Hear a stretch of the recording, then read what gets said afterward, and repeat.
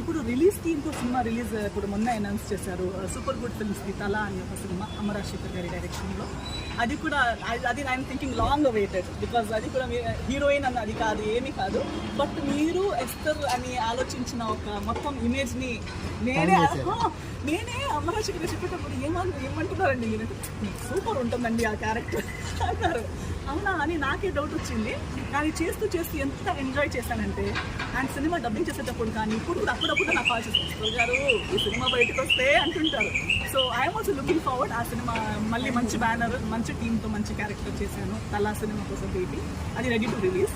తొందరలోనే promotion start అయిపోతుంది దానికి. అది కాకుండా ఆదిపర్వం సినిమా ఒకటి రిలీజ్కి రెడీ ఉంది. ఈ మంగంపేట అనే ఒక సినిమా, అది కూడా రిలీజ్కి రెడీ ఉంది.